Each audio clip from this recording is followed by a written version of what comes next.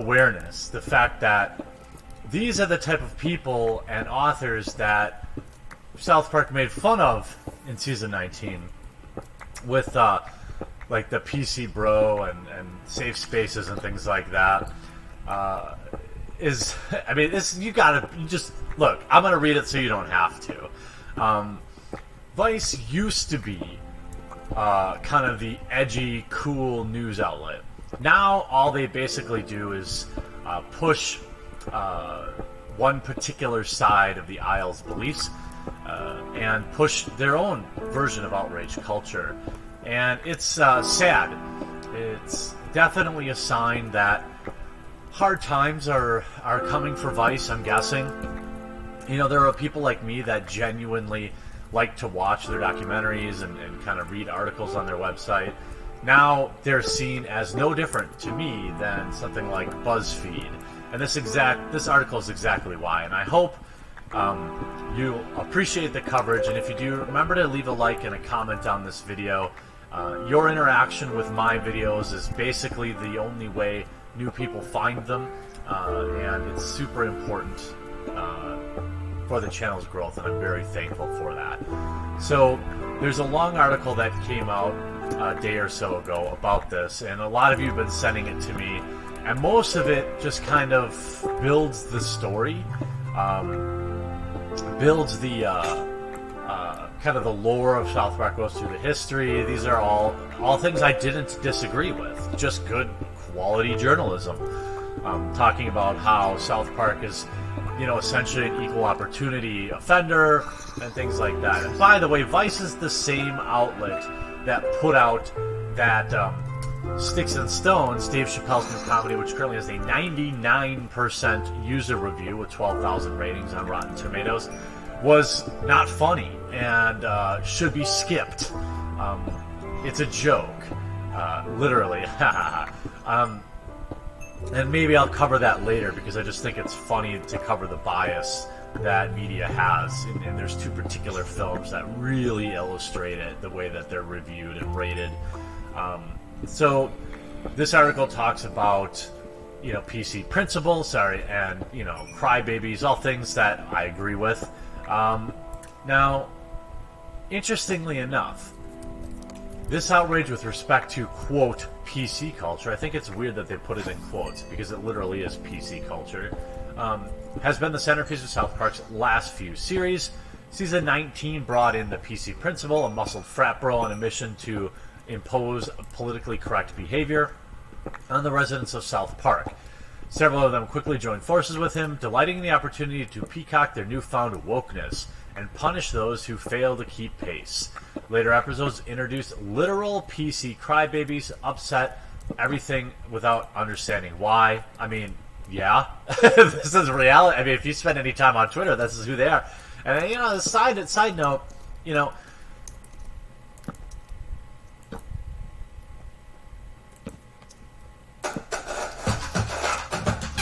Amazon Prime Wardrobe has a huge selection of products, including well-known brands. You only get charged after you decide what you want to keep. And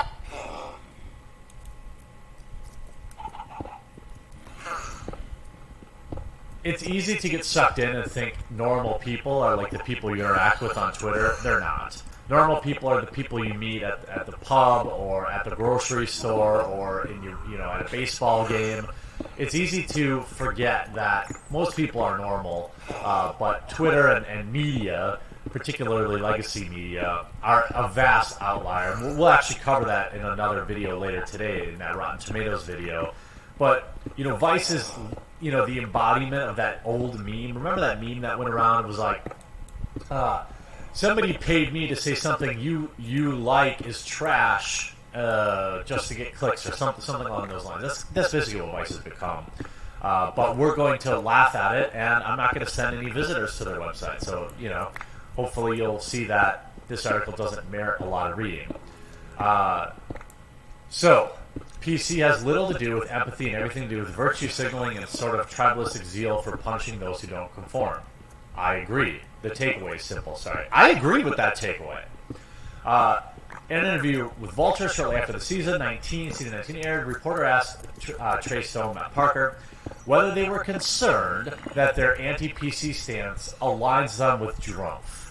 Oh my God. Of course, you know this person's going to go on. I guarantee they talk about GG at some point. While Stone was quick to point out that he and Parker don't think they probably agree with his views, they were equally eager to frame PC-ness as a phenomenon that makes people afraid to laugh. See how this article is written in a way that, I mean, they clearly disagree? I don't know. I 100% agree that political correctness has made people afraid to laugh. It's made comedians afraid to make jokes. I mean, how profoundly out of touch are you, Vice, with your own article that you literally link in this article whining about Dave Chappelle? Is this written by the same person? Oh, I bet you it is. Okay, it's not.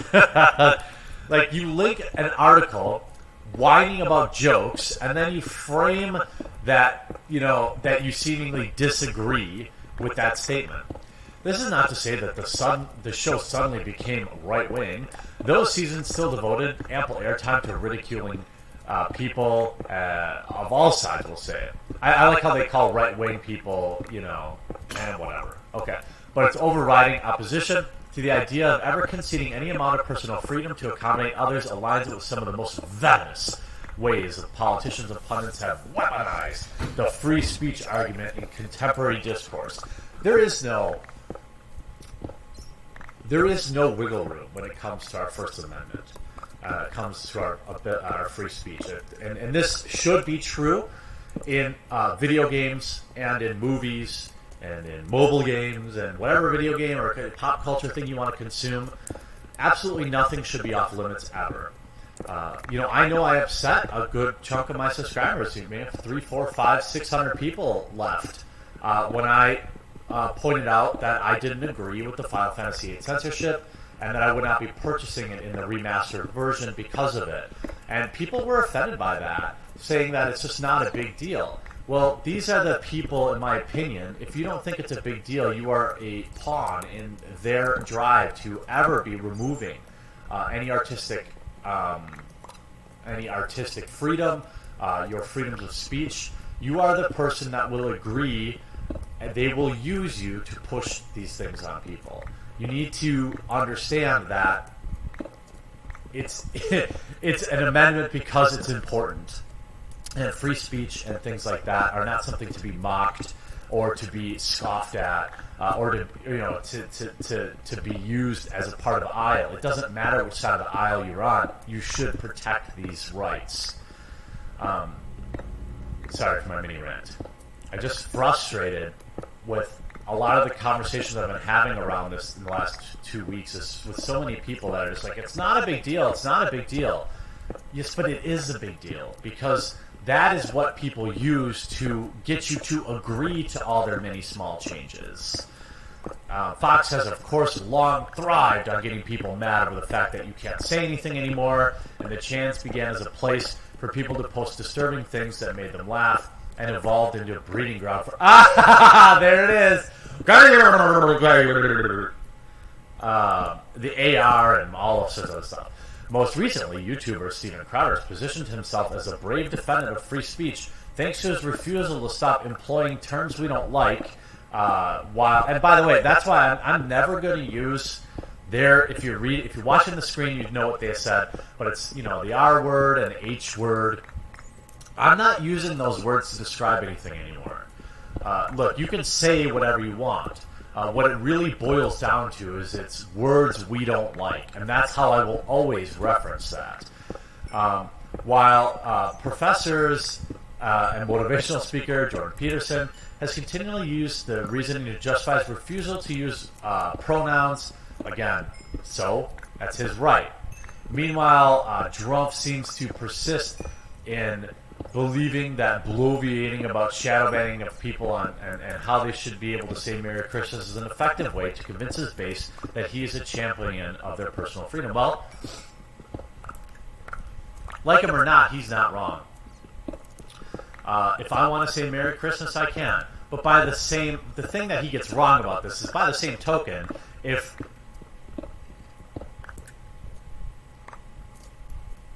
What's going on, guys? It's your average consumer, and I got an awesome start to my gamer paradise by shopping for furniture on Amazon Prime. Amazon's AR.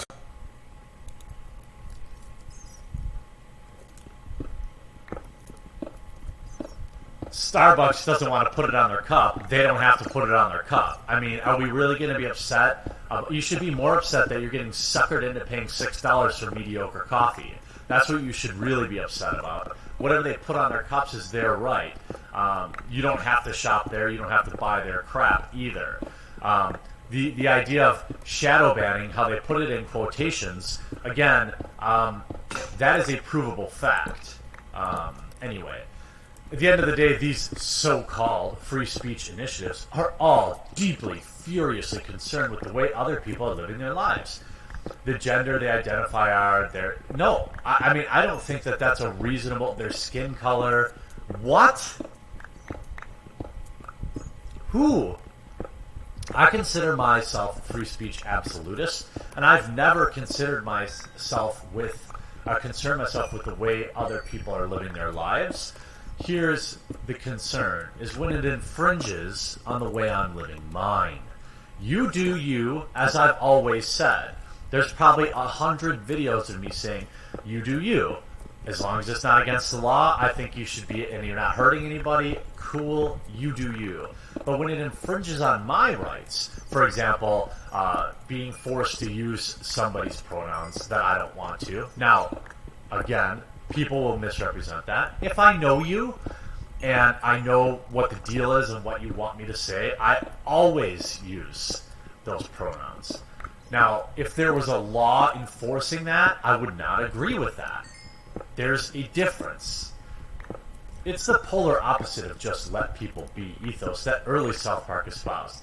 But it can be spun as part of the same fight because the feeling behind it is similar. No, again, this whole paragraph is ridiculous.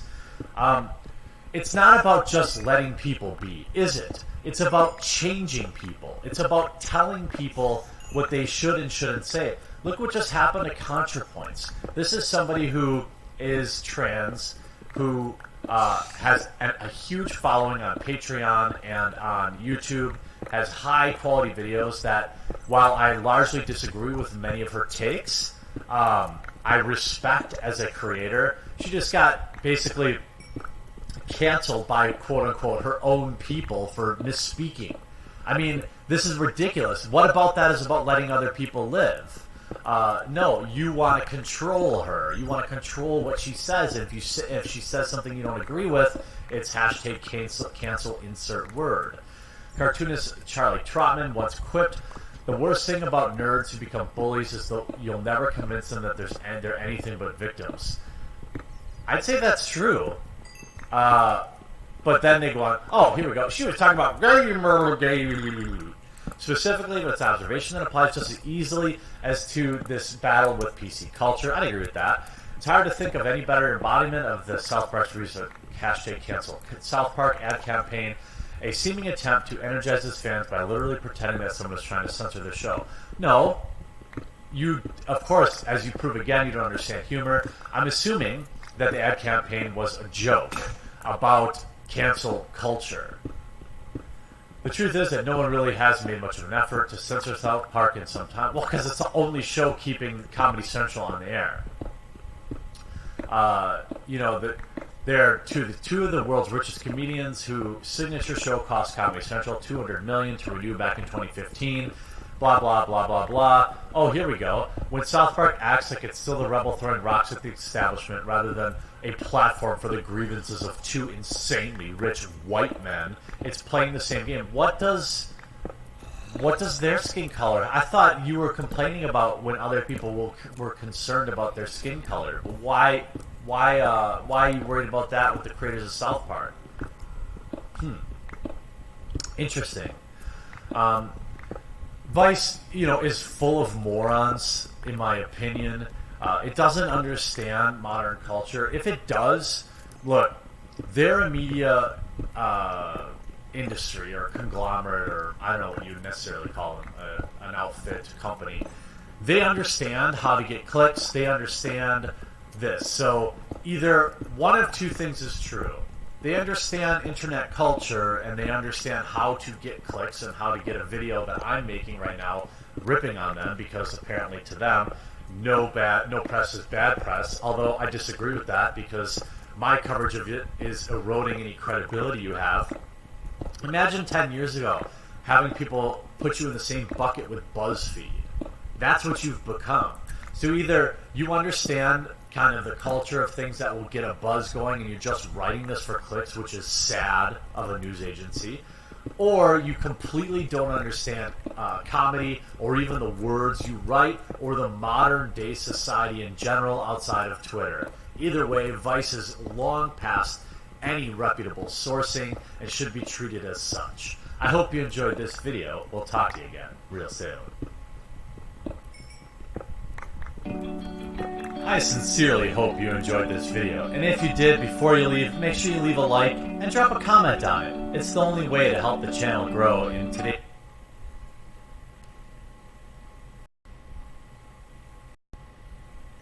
Tell me everything that happened. The first time I visited death.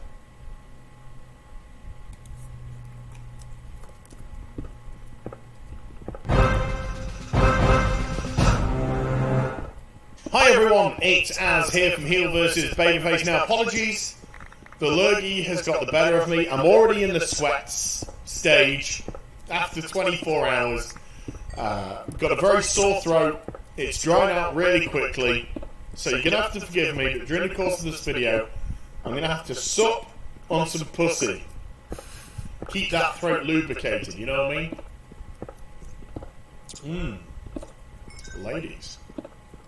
And when I woke up this morning, I'm not going to lie, I was a little bit down in the dumps. I don't like having colds and flu and stuff like that. They're just annoying. You know?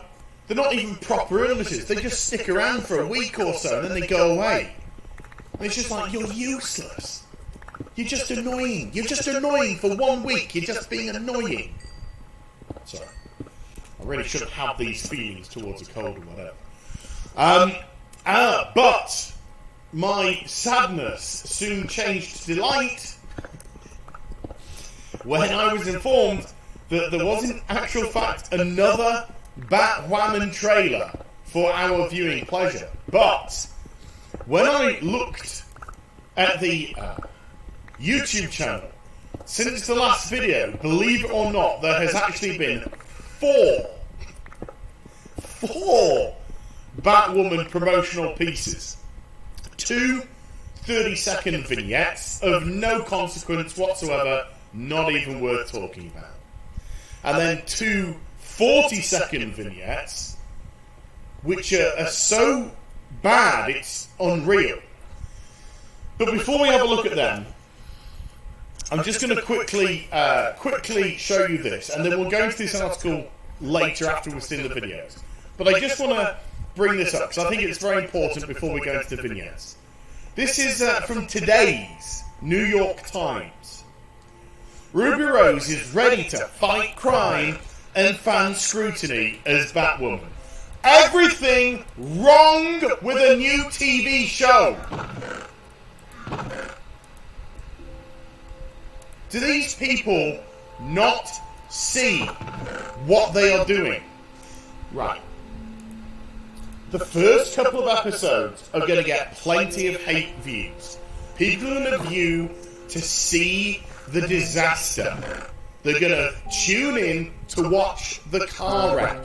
You are not going to get those people to stick around. You have created a show where you've gone combative against your potential audience. It is the stupidest thing you could have possibly done. Stupidest. You should be winning people over.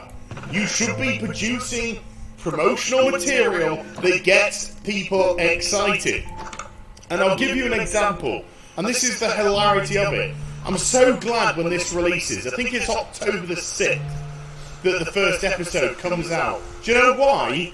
Because I think the Friday prior, the 3rd, is the release date, the official release date, for the bloody Joker movie. So you're going to have the Joker movie, and then a few days later, Bat Trash, Bat Virtue Signal, Bat Woke.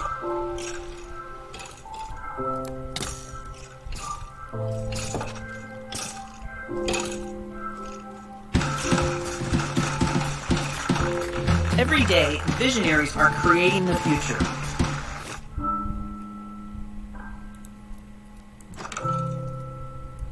And the light and dark between the two is just going to be unreal. And do you know something? The Joker movie was a movie I had no interest in when it was announced. None.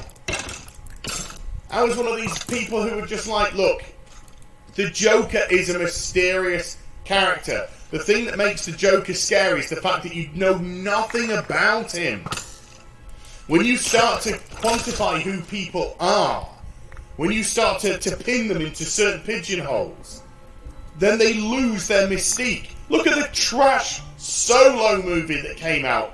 Oh my god, that is one of the worst films I've ever seen. That wasn't Han Solo. That had nothing to do with Han Solo. That was not the beloved character that I grew up with as a child. That was some bad actor acting badly with a trash storyline and trash characters. But do you know what the Joker movie did? 2 incredible trailers that said to me, this is the movie I didn't want, and I've got to see it. I am so intrigued as to what they're going to do with this character. I have to see this now. It won me over. It took my skepticism and it said, look at this. This is what we're doing with the character. And put together a couple of unreal trailers. Now, the movie I never wanted to see, I am going to be there night one. Without a shadow of a doubt. Night one. Watching it. Whereas this garbage, I know it's a first world problem. I know it is. But this garbage, from start to near release, has just gone out on a bed of misogyny and identity politics and virtue signalling. And it has never at any point during its promotion decided, do you know what? This isn't the way to go. Who is this show appealing to? Because all I can see from everything that you've released, it's appealing to narcissistic pieces of shit who believe they're entitled to everything. They don't have to earn anything. They don't have to garner respect. They just want everything right now, and if you don't agree with them, you're part of the problem. Garbage. So before we... and I'll only touch on this briefly, because this article is just trash. So, let's go into the first four... Wow! I got worked up, didn't I? It's just because I do love the Bat franchise, right? And Kathy Kane is an okay character. She's a decent character. She's not the best, by any stretch of the imagination. I'm not going to pretend that she is, right? But she's had some really good moments in the comics. She truly has. She's had a couple of really good moments. Interesting moments. And it's all just going to be pushed to one side because they got a virtue signal. But okay, anyway. So this is the first 40-second vignette. And I've written down what's said here verbatim, you know, because copyright and all that. Can't actually show the footage. So this is what happens. Kathy Kane is walking into this, you know, dilapidated room. Stuff strewn around everywhere. And then, oh, it's Alice. And she says a couple of times, Kathy Kane. Well, Kate Kane. She's Kathy Kane. Kate Kane. Kate Kane. And then does some more weird music for it. You know. And she's looking, not saying a word. And then she says, we're all mad here. Real on the nose dialogue stuff. And then she carries on by saying, I'm mad, you're mad. Okay. And then Kathy replies by saying, how do you know I'm mad? To the sterling response of, you must be, or you wouldn't have come here. This is playing out like, I can't remember what they call them, telenovelas? It's the gallows, menenos! Ah, my goodness me, so we all mad. El crazio. It's just playing out like a really bad telenovela. It's dreadful. And then she's looking like that, and then she just goes like, with her head, and it's just trash. It's just trash. And then she appears behind her and she says, very well then, off with her head. Which, by the way, is what the Queen of Hearts says in Alice in Wonderland. Look, if you're going to have a character called Alice, I know the theme is Alice in Wonderland, but you've got to remain true to the character. Off with her... Never mind, forget it. You know, who needs logic? Who needs logic in trash like this? And then Kathy turns around and she's gone. It was all in her head, or was it in her head? Who cares? Who gives her flying? Oh. Let's just be totally honest here. Absolute garbage. 40 seconds of garbage. How did it go down, by the way? Great, yeah. Yeah, the people... You could say, wait, this is an improvement. Right, this is only got 55,000 views. 55,000 views after 10 days. And I'm not trying... This isn't a humble brag or anything. My video from yesterday is already on 62,000 views. And I'm just having a chat about WoW. This is a fucking TV network. Nobody's interested in this show. Nobody. So the second one, which is even worse, because it tries to actually be, when I say a little bit more on point, it tries to be a little bit more, this is a real trailer about the show, this is the beat of the show, this is the character motivation. Just gonna suck some pussy. Oh, god damn, that's good pussy. And everything is written on the screen. When Batman mysteriously disappeared 3 years ago, it divided the city. Some see fear, some see hope. And then she says, but get this, are you ready for this? I see the freedom to be myself by stealing somebody's life. Do you not see the problem here? I am being myself by stealing someone else's life, their cave, their gadgets, their costume. She even, in the article that we'll briefly touch on, keeps paralleling herself. Paralleling. Is that a word? I don't know.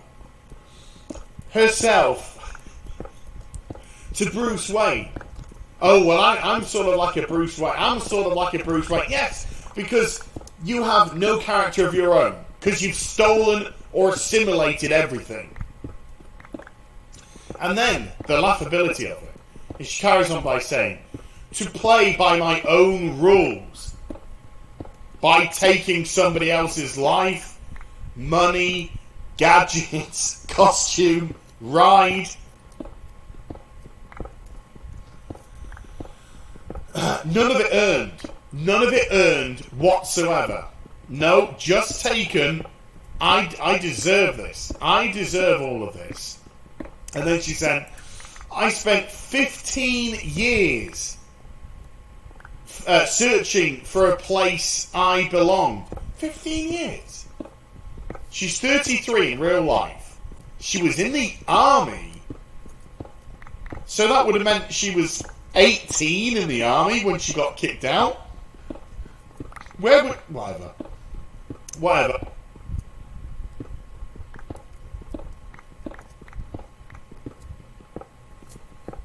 Is that it? That's the total. Sure you beeped everything? I beeped it all. Did you beep this one? Yeah, beeped it. And you beat this. Beeped it. Did you beat my pizza? Actually, booped that one.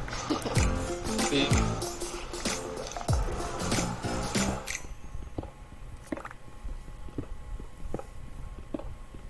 Whatever. And then it says, and finally I found it by stealing somebody else's life. I am myself by assimilating somebody else's life, stealing everything they have, making it my own. It's garbage. A mitigated garbage. Hey kids, are you struggling with things in your life? Are you struggling with your sexuality? I'm saying that one because obviously this has got heavy LGBTQ plus themes. Are you struggling with things like that? Don't worry. Be somebody else. Be somebody else. Great message. Real good message. And then, of course, as you would expect, this New York Times fluff piece is both manipulative, dishonest, and riddled with virtue signalling. Of course, within the first paragraph of it, there's mentioned that Kate Kane's a lesbian. Not that it has anything to do with anything whatsoever. It then discusses the issues that she had, the backlash that she had when she was announced as Batwoman. Of course, what the New York Times doesn't mention is she got a lot of backlash from the LGBTQ plus community. Doesn't mention that at all, though, because you'd lose both points of that. It then goes into how the CW decided that segregation is the way forward in life. CW wanted to find an openly queer actress to play this role. Because an actor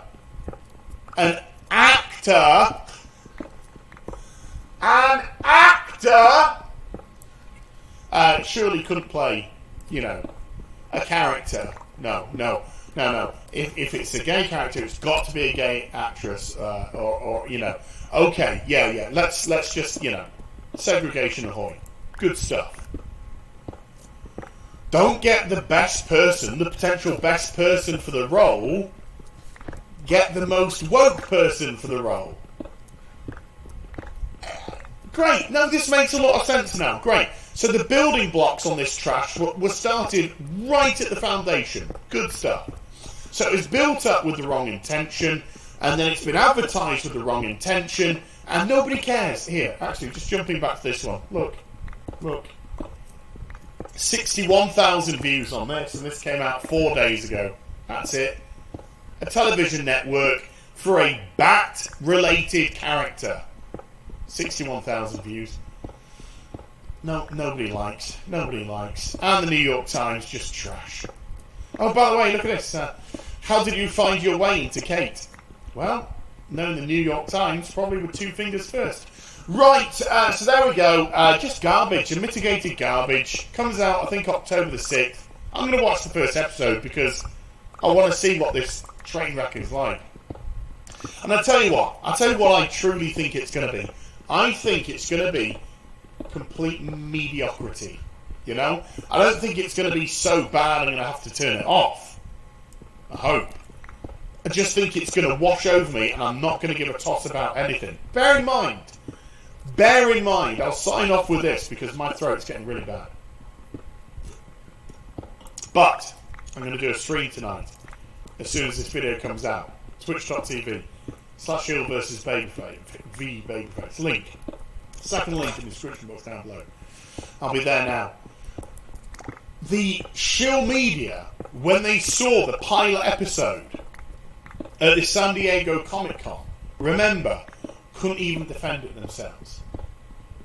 They tried to put fluff pieces out and this is like what they were saying. The show's mediocrity is one of its strengths. Says everything. This show's just gonna it'll get renewed within 1 episode. I'm telling you right now, they're gonna renew it renew it in one episode after the first episode to signal, oh, it's a success, second season incoming, and nobody's going to watch it by the end of the season, no one's going to care, and no one's going to tune into season 2. So there we go. Hope you enjoyed the vid. If you did, do give it a thumbs up, and also subscribe to the channel. My voice is getting croakier and croakier by the second. Follow me on social media and Twitch for live streaming. Links, they're in the description box down below. And I'll be back with some more stuff very soon. You take care. Bye. Supping on some pussy. That's right. That's good stuff.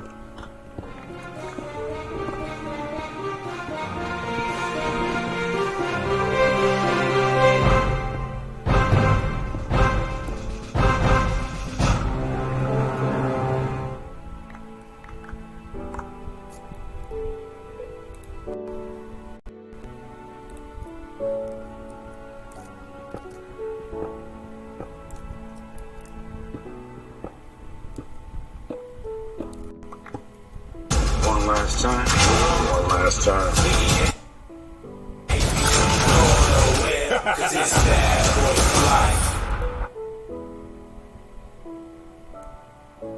Sometimes stories like Donnie Darko are fun when you start at the end and you work your way back to the beginning. This case, a tale of betrayal and fake friends in the video game world, in the world of indie video game development, is one that's going to start at the end and doesn't necessarily get better as we get to the beginning.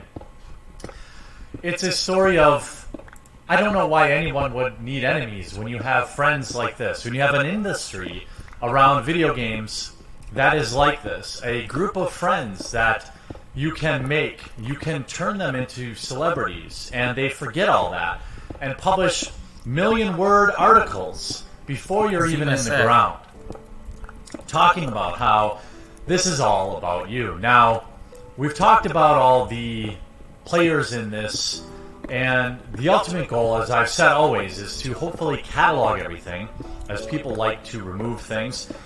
And that's why I'm hoping that as you're watching this, you're liking the video, you're leaving a comment down below, and then you're posting it on whatever social media you use, whether that be Gab, Minds, Reddit, Twitter, Facebook.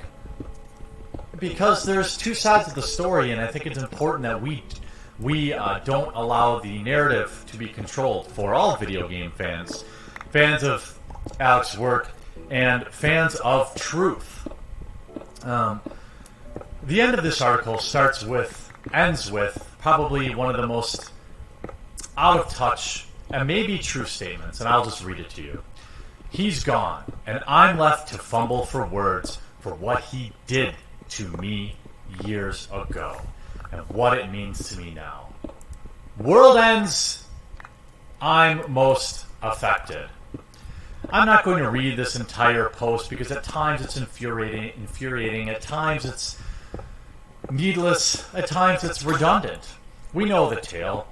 We know that a video game was developed. That game, A Night in the Woods, was wildly popular. We know the major players around this. ZQ made a Twitter post that went viral. Scott Benson, the co-creator of that game, not only disavowed Alec, but ended the project and cut ties with him. Scott Benson then hid his Twitter account, only to return to a Medium post in which people are not allowed to comment on. Truly heroic. Fascism. Now, I understand that there may be some complicated feelings around this for Scott, but what I don't understand is why you need to blog about them. This is modern day. Why not write these words in a journal?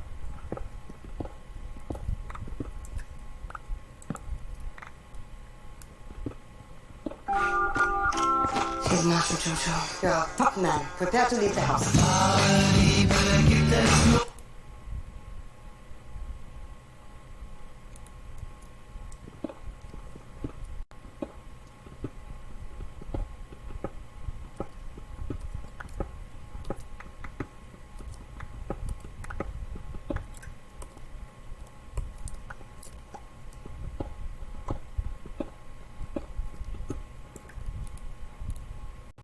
Why do you need to make a public statement? These people are deeply damaged, deeply obsessed with the dopamine drip that is online. Just look at this particular website.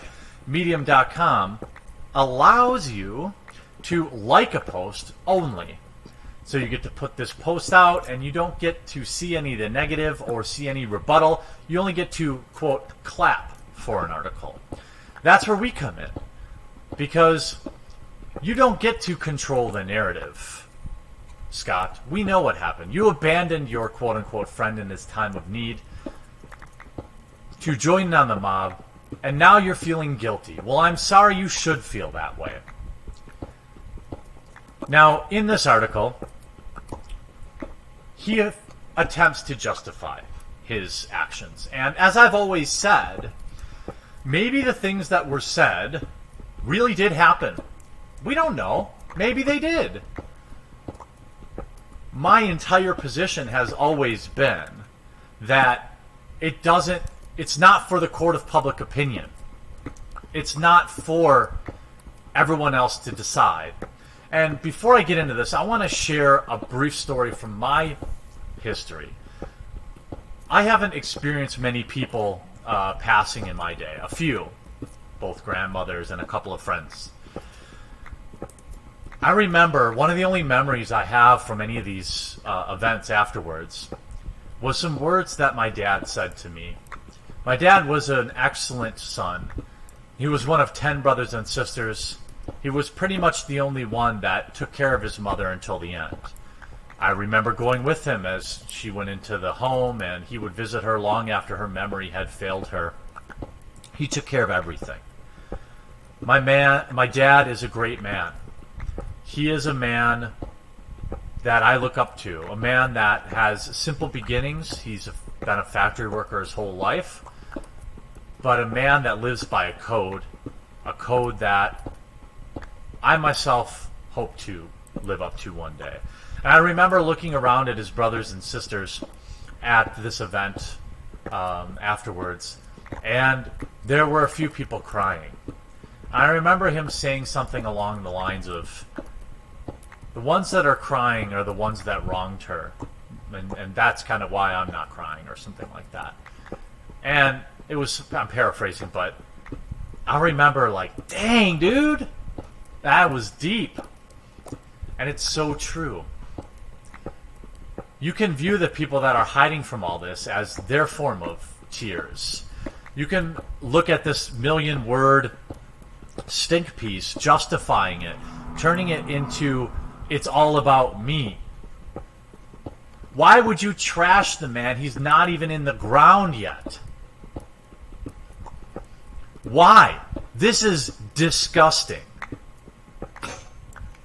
I hope people remember this and never buy a game that you ever work on, work with, any of your friends make, any game you retweet. You should be poison in the video game industry. Who does this?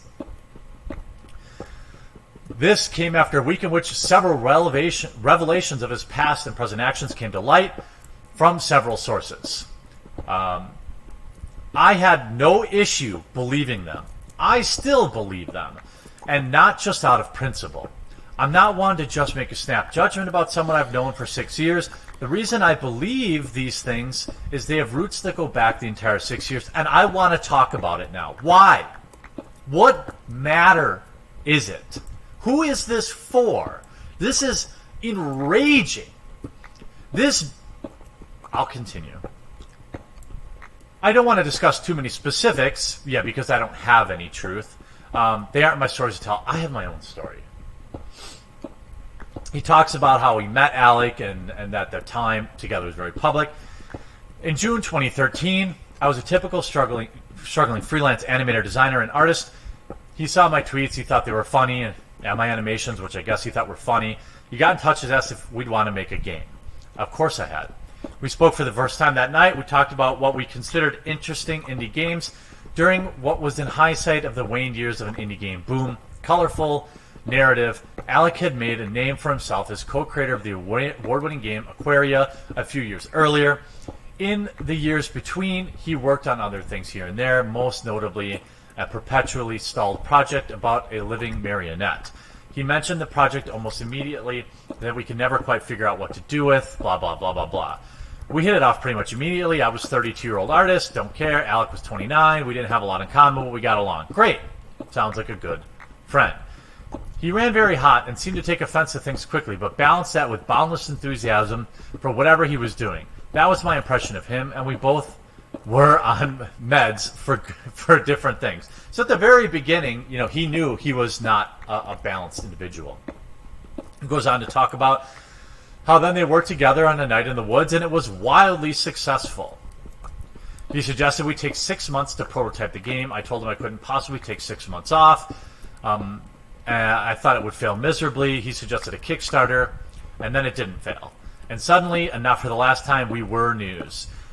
Without much warning, I wasn't a freelance animator anymore. I was full-time. Sounds like a dream come true. Sounds like the man, despite his flaws, made you. Sounds like a man, despite his flaws you knew about, made your entire career, brought you lots of money and notoriety. The next 6 months was a whirlwind. Bethany came on board officially. We began working on this in February 2014, blah, blah, blah, blah, blah. Earlier this year at GDC, I watched Alec on social media and watched him kind of snap at people. He messaged me when he had too much to drink. He was going around doing bad. So he knew he was doing bad things, blah, blah, blah. Fair enough, I thought. I reminded him to take his meds. A month or so later, this other thing happened.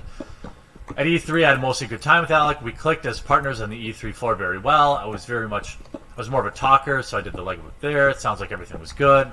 Alec would make comments from time to time that seemed off, and always explain them later as him being tired, or he didn't know what he meant, etc. I didn't know the guy very well at the time. I didn't know what corner of the indie game scene, other than another seemed like a social mess. I didn't know who almost any of the people he mentioned were. That fall, a little over a year into development, his behavior became more erratic. Again, none of this is necessarily important. He just got like that sometimes. In the winter, we finished out the second game, Lost Constellation, in 5 weeks or so. I think that was one of the high points of the whole thing. The work snapped Alec out of his funk. He would talk about how he didn't need work-life balance and that work was his life. I told him I'd sort of lost that mindset when I was imposing about my jobs I previously had. Oh God, I had a job once, Alex said. That was the worst 3 weeks of my life. I laughed. He explained that he was kidding. I said, okay. Alec would say things like this. Again, Alec was a deeply troubled individual. I don't think anybody is out there trying to present that he wasn't. All right? And I think if they are, okay, maybe you'd have to then prove all these people as liars, I suppose, or give me credible evidence otherwise. But that's never been my position. My position has always been that probably what was said about him was probably true. But the people around him sound like some of the most garbage humans I've ever had the misfortune of getting to know. In July 2015, he had largely come out of his low times from the year before. We'd heard him mention that people he was dating here and there, blah, blah, blah, blah, blah. During GDC 2015, he had a breakdown. He did bad things, and okay, great. None of this is important anymore. He's gone. Again, my interest is not in exposing that Alec was an individual in the video games industry that needed help. We know that, clearly. In the summer of 2015, I began having issues about every day out of nowhere. And so he ended up, all right, I'm going to not work with him anymore. In June of that year, I decided that if he was going to do this, then I could fix this. I could pull this project along. Yes, he sounds like he was terrible to work with. These type of things. Again, he's writing about how working with somebody, by the way, entirely voluntarily, ruined his life. Before he's even in the ground. Right? He talks about him enrolling in therapy. Why is this, by the way, you talk about things being your story to tell. How come you're airing out all of his dirty laundry? All of it. Is this something his sister endorsed? Is this something his parents endorse? Is this something he would have wanted you to do? Because who is this for? Seriously. In 2016, I was having problems. Okay, great. Good for you. I want to get to the part where a lot of this is just airing out Alex's dirty laundry, and I don't want to do that. I don't need to do that, and you shouldn't give any mind to this post either, because it is the most self-important drivel I've ever read.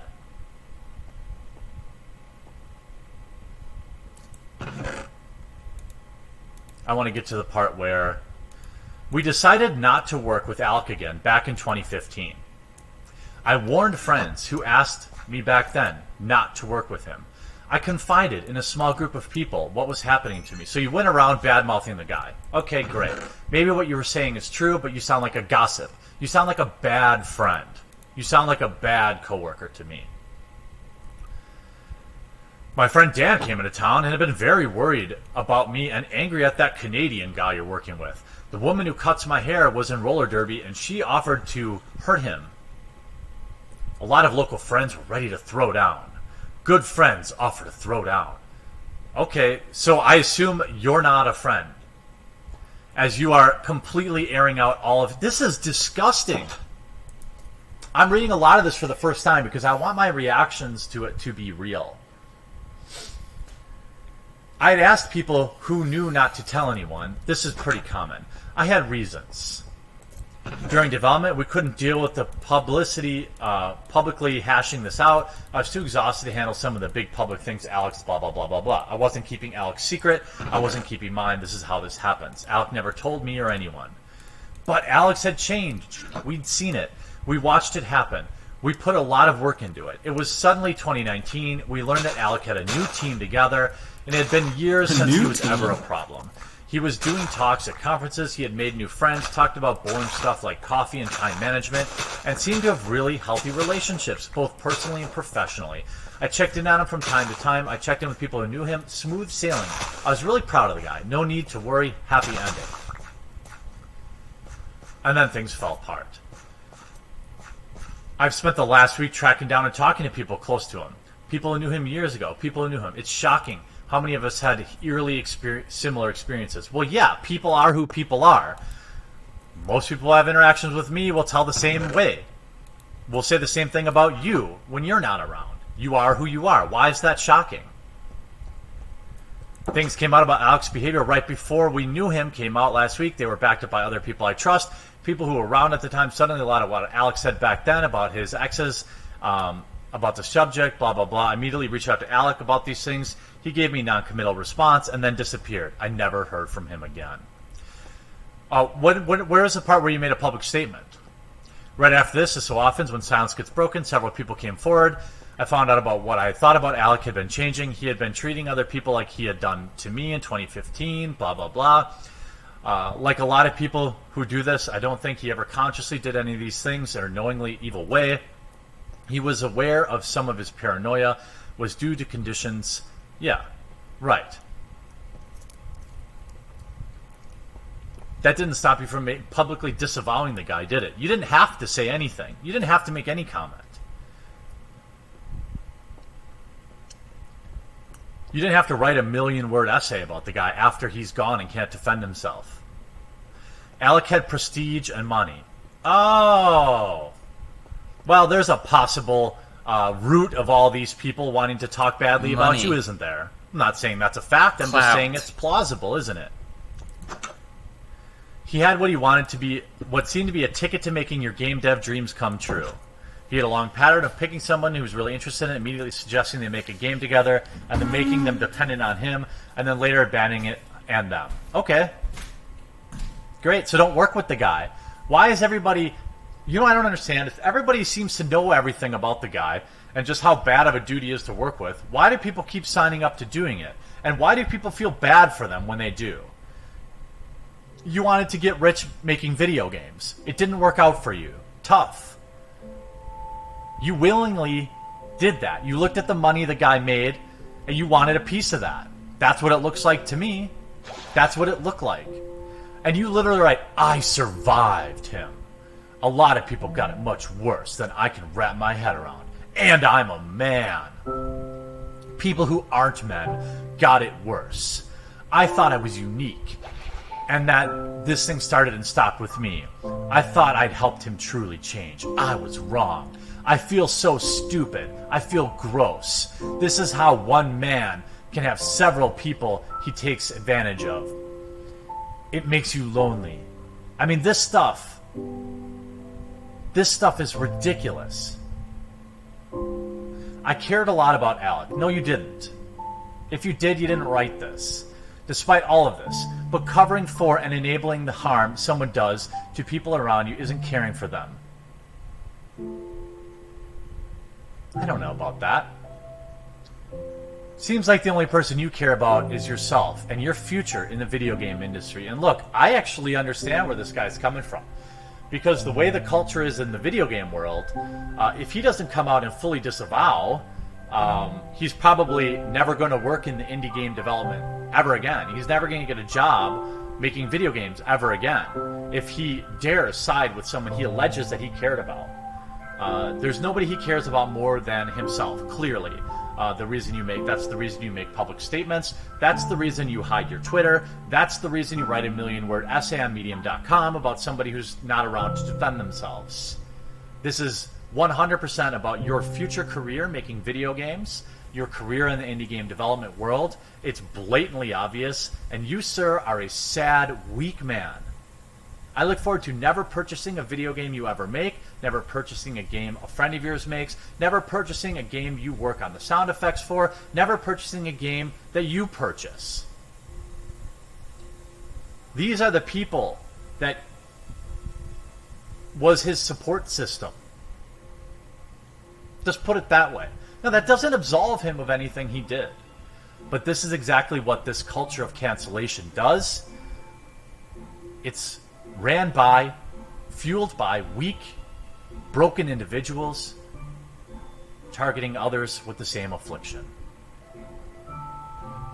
It's a sad tale.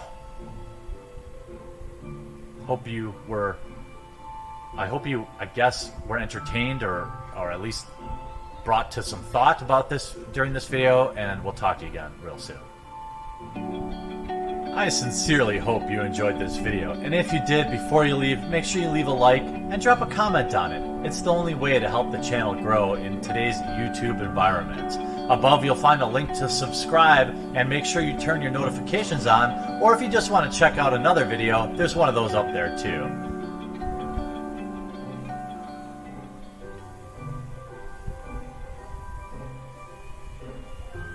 I think the greatest tool that an actor can have is allowing himself to be present in his life experience.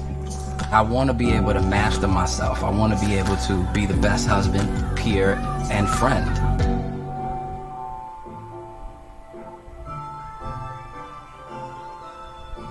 And there's your depression. Not just one symptom, there's lots of symptoms holding you back. And you're just a dent on your couch. Done. Then your doctor tells you about Trintellix, a prescription medicine for adults with depression, and you feel this overall relief. Cool. And this info about sexual side effects. Patients changing from some antidepressants to Trintellix.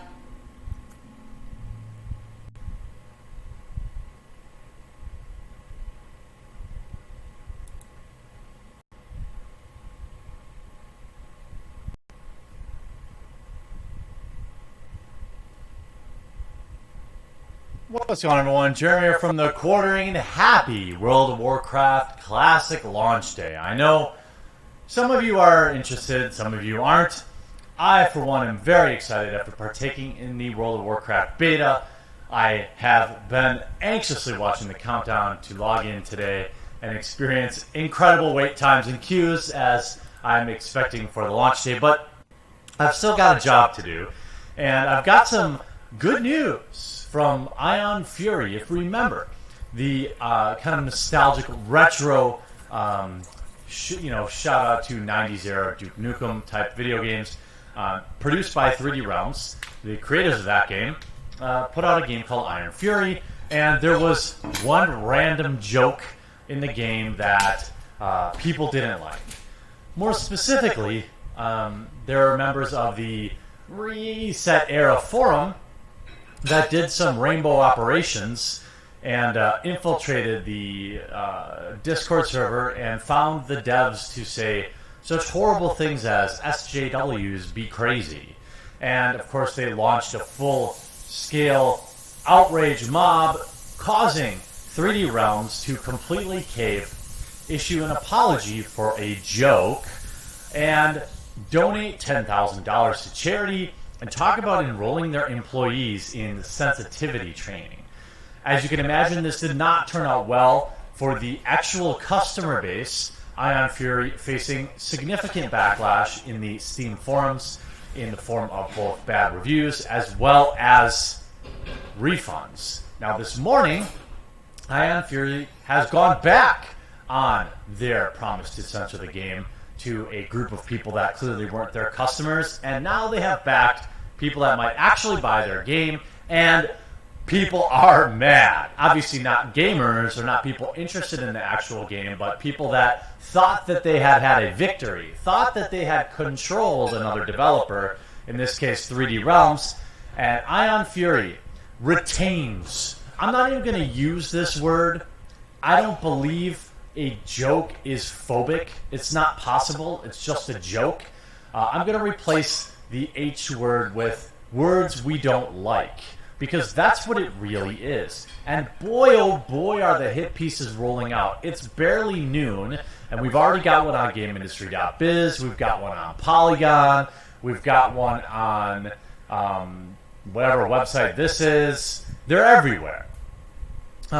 Let's go to the Schmaligon one first, because it was probably the most salty. It's been a whirlwind month for an old school shooter, Iron Fury. First, Avoid Point developed and 3D Realms published game made headlines after players discovered the creators made offensive comments, saying that SJWs and feminism in general, comments against that. Folks also shared images of an in-game Ion Fury item labeled "Oh Gay," apparently a spoof on Olay. Oh, heavens to Murgatroyd! How could anyone possibly endure such a joke?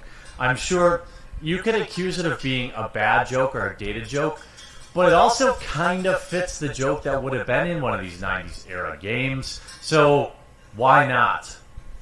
And the secret area where there's a word, an assortment of letters that form two bad words apparently. In response, Ion Fury's publisher apologized, promised to donate to charity, and edited out controversial material inside the game. And now the developer of Ion Fury has walked it back.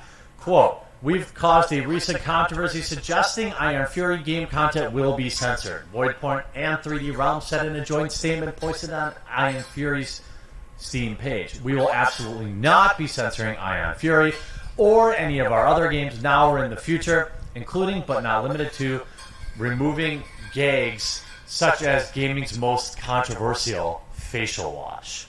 Why take back something that would have undoubtedly been the right thing to do? Well, that's your opinion.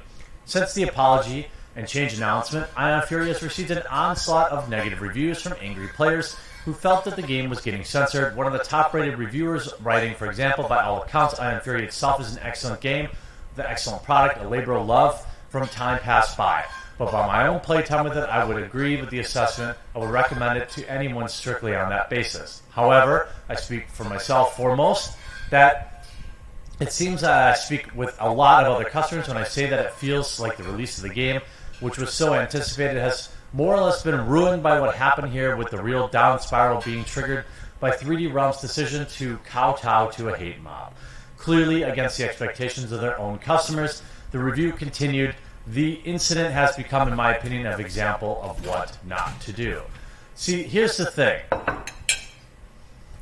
If all these perpetually offended people from Reset Era had flooded to purchase the game after the censorship, do you think they would have changed it back? No. Because what do we always say? They don't buy your game. SJWs don't buy video games. And the people of the Reset Era forum rarely buy them either. You can look through all the unending salt. You can see all sorts of things. Got cold feet after bad reviews. Cowards. Here I was reconsidering buying the game after an apology, so you never bought it in the first place. All these people saying, I went like this. Ooh, looks like so cool. Maybe I'll day one to super nope for me, so you didn't buy it either. Spineless cowards. I'll be skipping it. You didn't buy it anyway. I mean, all these people in here, nobody's showing screenshots of their receipt and their refund, like many people did when they originally talked about censoring the game. You look at this article from GameIndustry.biz.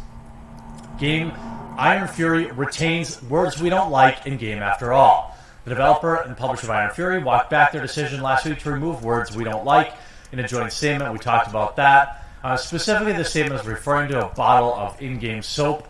The messages were uncovered last week following an incident where developers were criticized for using ableist, well, let's just say, other words we don't like in the game's official Discord, alongside jokes about SJWs. So? People can't make jokes? It's like all these articles are painfully transparent. They're mad because they felt like the developers were making fun of them. Isn't that what it seems like to you?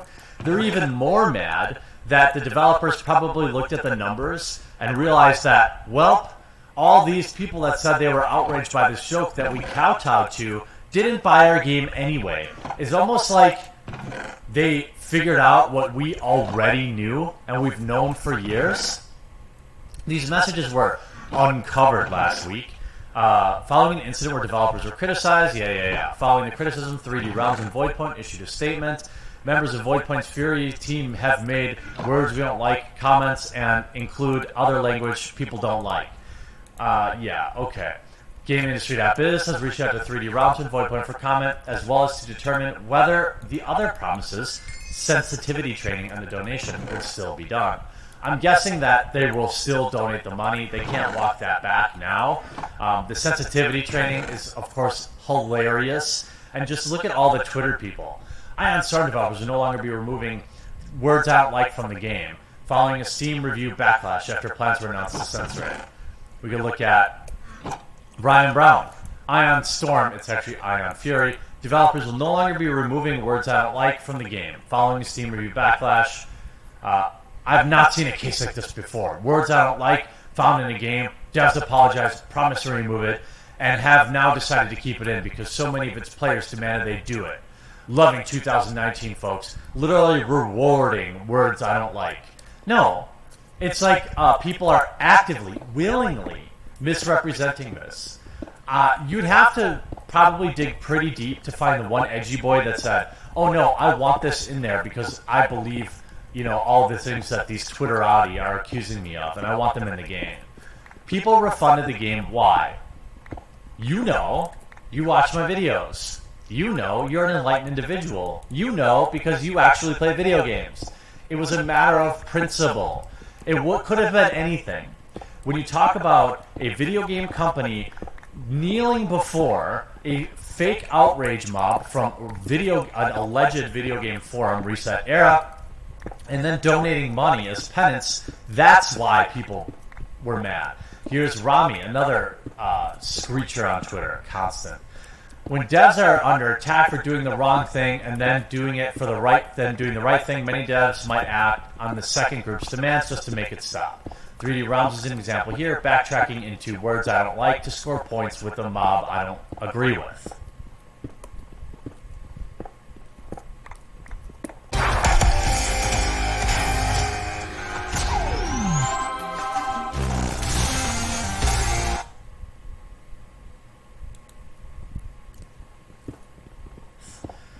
That's exactly what he wrote.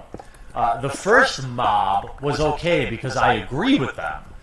And I agree with their actions. But the second one I disagree with, so it's not okay.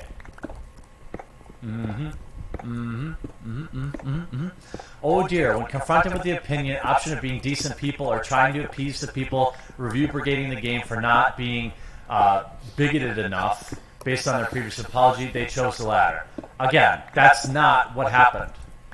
That's not what this video game is about. That's not what the backlash was about. It never was. Now, I'm not going to sit here and tell everyone to go out and buy Ion Fury. I think I've done that sort of thing in the past, and I've thought more about it, and I feel like, you know what, pandering to either side isn't okay. Pandering to, Reset Era and all the blue checkmarks on Twitter to sell your video game isn't good, and pandering against them isn't good either. But what I can say is, if they choose to stick to this, Ion Fury will be a game that I will choose to buy and play because, well, I wanted to in the first place. I wanted to before all of this baloney. But it's not easy for me to skip a video game in the modern era where all of us have gigantic backlogs. It's not hard for me to skip a game if their developer does something silly like this. Now, it's back on my wish list, I can tell you at least that much, and the more and more articles of people like US Gamer here screeching about it makes it move up and up on the list for a game I want to give my money to. Because, they never should have given that money to charity in the first place, to be honest with you. They should retract on that too. They probably can't, but they should, because they never should have given it in the first place. They never should have listened to an irrelevant forum like Reset Era, and they should have listened to their customers. We've seen this all too often in the video game world, where people react to a mini tempest in a teapot, and they forget who their real customers are. Clearly, 3D Realms and their game Ion Fury had received many refund requests and bad reviews from customers. Remember, Steam can filter out who actually bought your game and why they left a negative review. So it's pretty clear to me that Ion Fury figured out that it was their own customers that were upset about it, and not anonymous internet fake customers, people that, well, I was going to buy the game, but now I'm not, people. And they made the right decision, a decision they should have made in the first place. Hopefully this will serve to other people out there, other video game developers, as a cautionary tale to remind them that your real customers are not found on Reset Era or with blue checkmarks on Twitter. Your real customers are too busy playing your game. I hope you enjoyed this video. We'll talk to you again real soon. Hey, if you're still hanging out, there's a subscribe button right on the screen right now. Make sure to click that, turn it. They're too busy playing the game.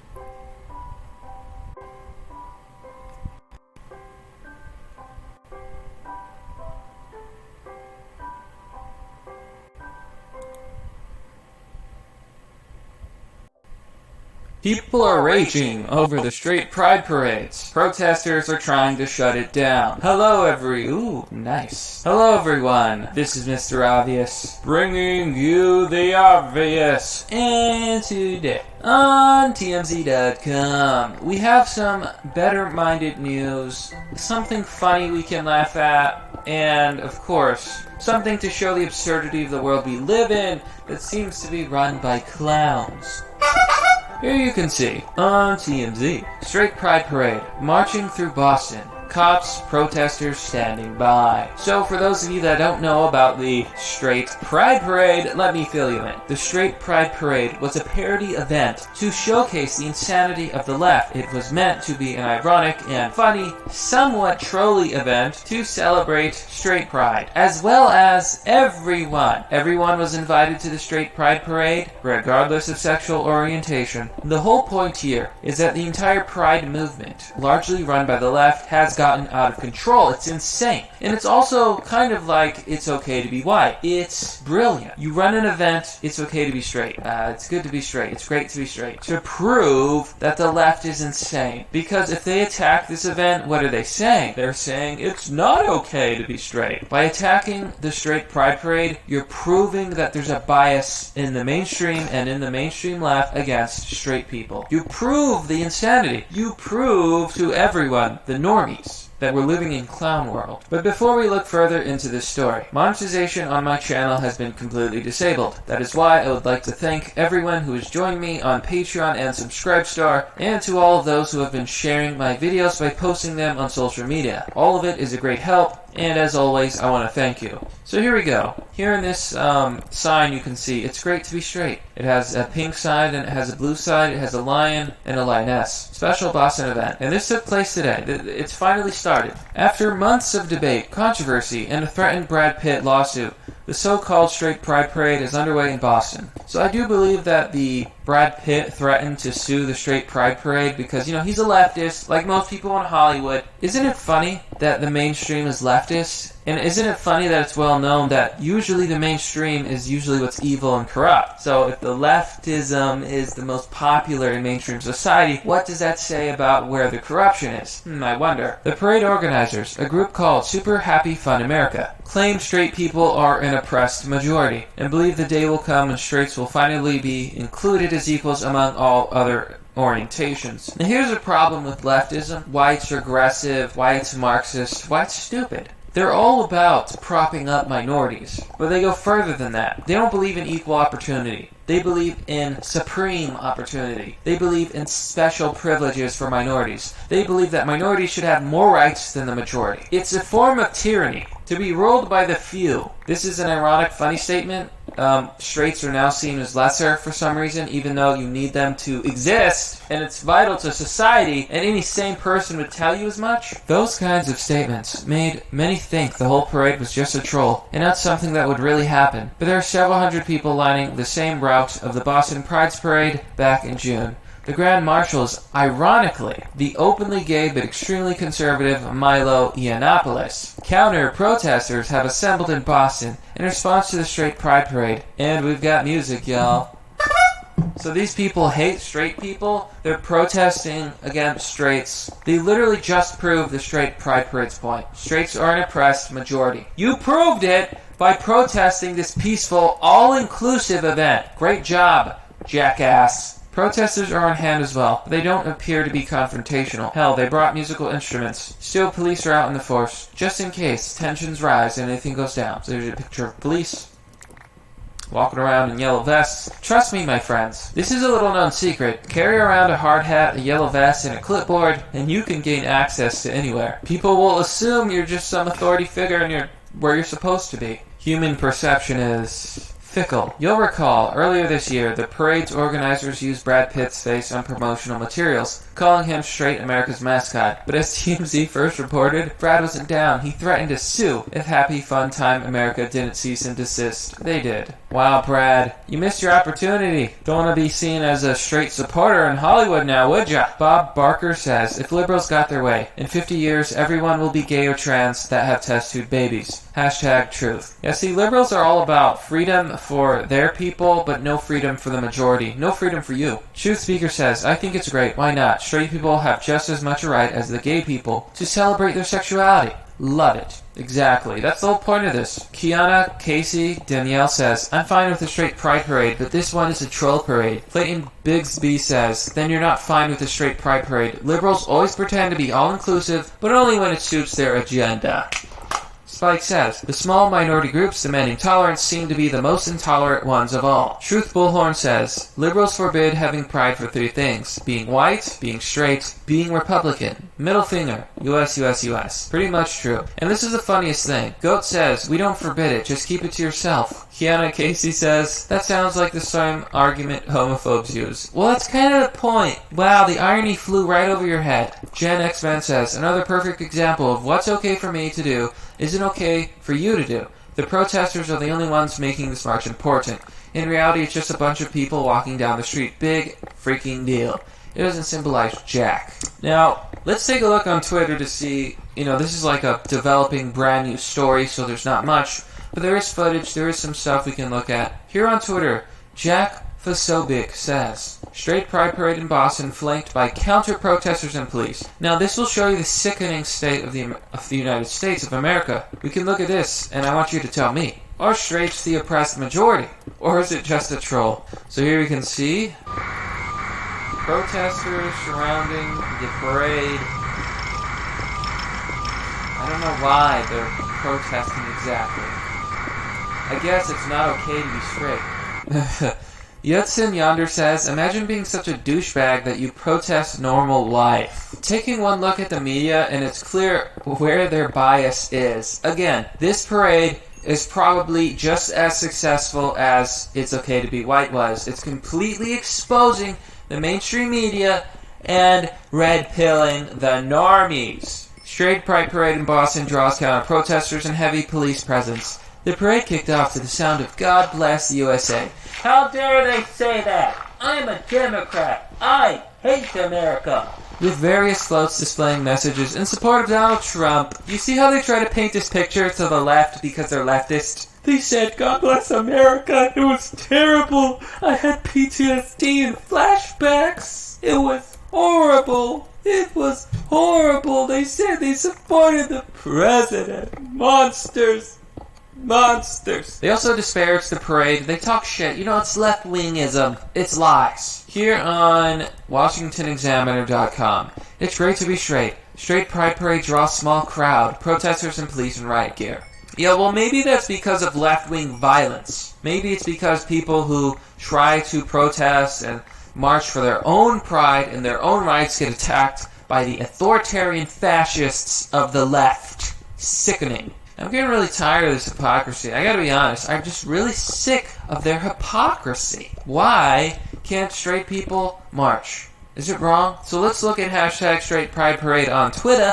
Mike Lusso says, straight sex is rape flyers are being handed out by counter-protesters at the Straight Pride Parade. Oh my god. Straight sex is struggle snuggling. Sex with whites is white supreme. These people are so stupid they will literally prove you're trolling correct. This is insane. This is insane. How is straight consensual sex anywhere near that? How is sex with whites? This can't be real. This cannot be real. And yet it is. Chris the Hydrated says, this is why I care about the individual people in the movement and not the movement itself. The LGBTQAIAP movement has gone way too far. A small group of people of their group even accept lollygaggers. Incredible, folks. Incredible. So there's a lot of left-wing people online making fun of the parade, saying, haha, this is stupid. Haha, you suck. Haha, these people are horrible. You're proving the point. You're proving the point. Proving the point. This was to call you out on your hypocrisy, and it is working like a charm. Sure, you're gonna virtue signal to all your leftist friends, but the moderates, those who aren't politically sure yet, they're gonna be red-pilled by this. The normies will see this and be like, what do you mean? What do you mean straight sex is rape? What do you mean by that? That's insane. Girls can't sleep with me because I'm white? That's what you're saying? Are you insane? You're gonna red-pill normies with this. They're going to wake up, they're going to realize, holy shit, the left is insane. This is proof. They've proved it. They've proved the point. But you know what, my friends, that's pretty much the story. The Straight Pride Parade is red-pilling the normies, and the left is mad. But that's merely the obvious. Well, that's all for now, folks. Let me know what you think about this story. Let me know what you think about the Straight Pride Parade. I think it's hilarious. Now, as always, you can join me on Patreon or...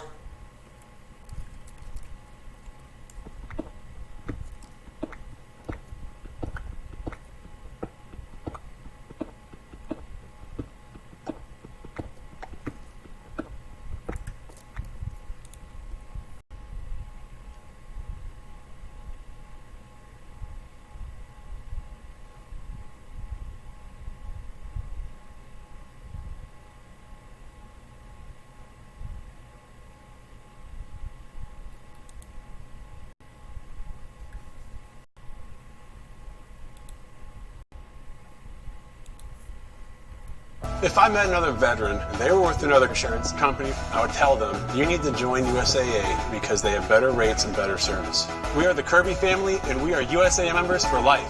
Get your USAA auto insurance quote today.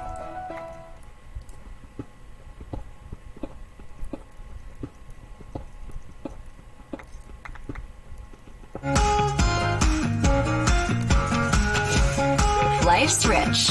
Ritz. Konami have descended from their lofty position atop their throne of mobile games and pachinko balls to reconfirm their dedication to creating new console and PC games. Is this an encouraging statement that long-suffering fans are going to have new franchise installments to look forward to? Is it that, or is it just a scramble to unburn a few bridges in the wake of a new anti-addiction law enacted in Japan that targets, amongst other things, pachinko parlors? I wonder. And welcome back to another industry report. This time we're taking a look at a new direction for Konami, whose long-term plans must, well, by now be more of a spaghetti plate than a roadmap. In an interview with GamesIndustry.biz, Konami's European president, Masami Sato, confirmed that the company still views console and PC gaming as being an important space, and that they're currently working on unannounced projects based on well-known IP. Although that said, he did state that the company currently has nothing to announce in regards to their really big IPs like Metal Gear and Silent Hill. And while Konami remains a well-known name in the industry, things have been incredibly quiet for them on the console front in recent years. Aside from the annual Pro Evolution Soccer releases, their only real contributions to this generation of consoles have been, Metal Gear Solid 5, Metal Gear Survive, Super Bomberman R, and the Switch exclusive outing for Yu-Gi-Oh!, which actually sold a baffling number of copies. Now, there's a number of reasons for Konami's recent pivot away from the core sphere of console PC gaming, such as, say, its highly successful forays into mobile gaming, and as we're about to cover, their, gambling stuff. Now, in his interview, Sato said that one of Konami's core objectives has been to get their IPs represented on as many different platforms and devices as they can, and that's a goal that they certainly have put a lot of effort into. Apparently, slot machines also counts as a platform and device. Now, PES is a great success story for Konami in this regard. The football series, of course, has been on home console since 1995, back when it was International Superstar Soccer, but in 2017 they had a mobile version of the game that has since got 200 million downloads. Then over with Yu-Gi-Oh! Duel Links, that's another hugely popular mobile title in their arsenal, and it's one which has been highlighted by them as a particular focus that the company has as they're actually endeavouring to move into esports. Yep, and currently here you can't mention game industry financials without esports rearing its head. So, Konami is currently in the process of integrating an esports studio into their headquarters in Tokyo's fashionable Ginza district. Now, this facility, once completed, will house an actual esports arena alongside a shop for hardware and other products, and a sort of college where staff can educate future esports stars. Yeah, that for PES and Yu-Gi-Oh! As if it wasn't enough of a signal of intent from Konami as where its future sort of lies, they also announced just a few months ago that Pro Evolution Soccer is going to be rebranded to, get this, eFootball PES 2020. eFootball, eSports. That's really what they're doing. Modern Konami really is about money, though. And I mean, of course, is that necessarily a bad thing? Honestly, just about every company is, they're a business. They're into business to earn money. Now, 2019 marked Konami's 5th consecutive year of growth, and while the success of the previously mentioned mobile games can amount for a portion of that, the rest most definitely comes from its amusements division. This is a relatively new asset that Konami has that is, seeming...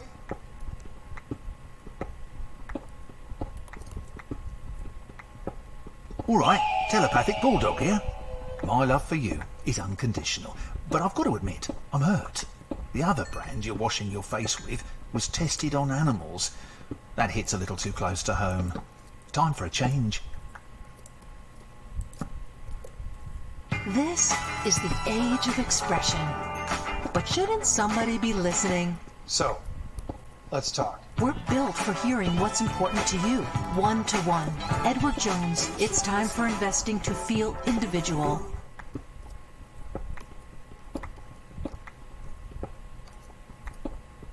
Seemingly more reliably bankable than Hideo Kojima. While the more recent profitability numbers for the division are unfortunately just not readily available to us, we do know a few things about just how much money the gambling machines are bringing in for Konami's. So the amusements division was launched in August 2016, and it introduced us to all the lovely things like the Silent Hill themed slot machine, and in their financial report published at the beginning of 2017, they reported an operating profit of 29.6 billion yen. That's about $278.5 million US dollars, and that's for the 9 months ending December 2016. Now, this rise in earnings, representing a 70% year-on-year increase for Konami, shows the earnings potential of this amusement division. Also, while the financial report accounted for that whole 9-month period, it's entirely possible that the majority of Konami's profit increase happened between the August and December when the amusement division actually existed. So the question is then, with all these irons in the fire, why have Konami decided that now is the time to reaffirm their support of console games? Well, that's a very good question, and in order to provide the answer to that, we've got to take a look at what's happening in Japan regarding their gambling laws. So, in August 2018, the Japanese government enacted the Basic Act on Countermeasures for Gambling Addiction. The act represented an acknowledgement on the part of Japanese lawmakers that gambling has become quite a serious societal issue in Japan, and they've introduced a number of new guidelines aimed at curtailing the wide-reaching effects of gambling addiction. So, Article 2 of this act defines gambling addiction as, quote, an addiction involving the placing of bets on public races, participation in pachinko, and other acts which carry the risk of arousing a passion for gambling for the acquisition or loss of economic benefits that are carried out in accordance with law. Now, this is actually very notable. This is very, very important. What's particularly of note here is that the definition encompasses pachinko. They actually reference it. Previously, pachinko had kind of just been a loophole where you play pachinko, you'd win the balls, you'd then get prizes with the balls, and then you'd sell the prizes at basically a kind of a pawn shop across the road, or sometimes even in the same building. But the thing that really matters here is that this covers pachinko. It covers what previously was a bit of a loophole that the likes of Konami made a lot of money off. Now, the Act provides for a number of means by which the Japanese government hopes to curtail gambling addiction, but here are the most relevant ones for our purposes, as well as Konami's. Now, the Act proposes that restrictions be put in place to prevent bets being placed on multiple games or races, as well as reducing the value of the bets generally. It also offers guidelines for preventing the entry of known gambling addicts at either the request of their families or discretion of establishments. And crucially, and I guess maybe a bit more controversially or bizarrely, it extends the responsibility of addressing gambling addiction to more than just the government, and actually beyond people who own gambling businesses. Beyond the national and local governments, the Act actually also places a bit of responsibility on ordinary citizens, doctors, and those participating in business activities that are related to the gambling industry. A further decision made by the Japanese government in March of this year also is stipulating that ATMs, or, well, recommending that ATMs be removed from pachinko parlors. This is in an effort to prevent players from basically losing and then rushing to the ATM to get more money, quote, before they cool off. So they're clearly very aware of what's going on here. Now, currently 10% of all pachinko parlors in Japan, some 1,100 establishments, have ATMs installed on the premises. So you might be wondering, how does this impact Konami? Well, this is where the whole story here, the whole video ties together. Simply put, Konami are sensing danger with this, and they're panicking. Now, as it stands, the Basic Act on Countermeasures for Gambling Addiction contains a loose collection of guidelines which are more just suggestions of best practice rather than being legally binding things. However, that said, the Japanese government do wish to transform the country's current gambling culture to something that in their eyes is more healthy and more easily regulated. In July of 2018, a few months before the introduction of the Countermeasures Act, the Japanese government passed what is commonly known as the Casino Implementation Act. Now, this act legalized gambling to be owned by private entities in Japan. Full rollout of this is expected to happen by 2020, and it's primarily intended to attract tourism and boost the economies associated with casinos. So, think Vegas, that kind of thing. There are also strict guidelines in place, though, for just factors relating to them, such as the size of casinos, entry fees, where casinos can be built. Now, given the Japanese government's evident long-term goal of creating a much more healthy, regulated and controllable gambling culture that they can actually, make money off through tourism and the like, given how that's a goal, it's very possible that those guidelines from the Countermeasures Act will become much more formally binding. I think it's pretty clear that Konami know this. They know that, if the regulatory screws are tightened on one of their most profitable enterprises, their cash flow would take a serious hit. If the pachinko business shrivels, then Konami, they've got to rely on their mobile games. And sure, their mobile games have been doing really quite well. But, you know, those mobile games are always on a bit of a knife edge awaiting the next big mobile trend. They could, you know, they could go pretty badly at a moment's notice. It's a very competitive market. So it's pretty clear that in light of this, we're seeing them say new things. Konami's dedication to pursuing esports also means that, well, Lord knows how much money they're committing to the creation of the new Ginza venture. That's, well, that's pretty significant, and a reduction in their earnings while they're doing that, that might hurt their esports ambitions. So that's also a big risk factor for them. Overall, basically, Konami have came crawling back, or at least they've nonchalantly slided into the room, and they're hoping that people won't immediately ask them to leave. Now, to say that Konami have alienated their player base over the last few years, that would be an understatement. For a company to pursue profit, that's one thing, that's fine, that's what they should be doing, because normally when producing profit, they're providing goods and services and, you know, growth. But Konami, well, they were short-sighted. They burned bridges in that ruthlessness. Konami's pivot towards gambling games saw the much-anticipated collaboration between Guillermo del Toro and Silent Hill be slung in the bin. And then, of course, Hideo Kojima, they seemingly treated him terribly, had a whole bunch of problems, and he ended up, of course, leaving and, well, creating Death Stranding. The subsequent emergence of the Silent Hill and Metal Gear-themed pachinko machines, well, that was galling to fans at best, and at worst was rubbing salt into a wound that had already been thoroughly salted.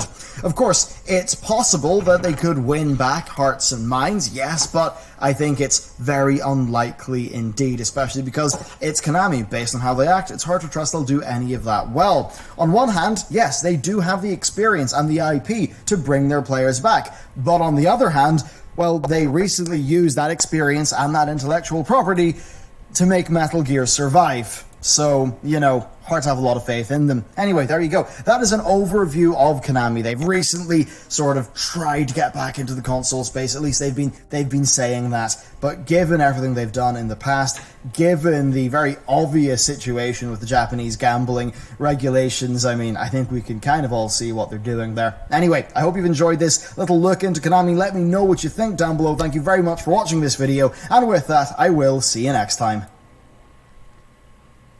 Cracker Snatcher out.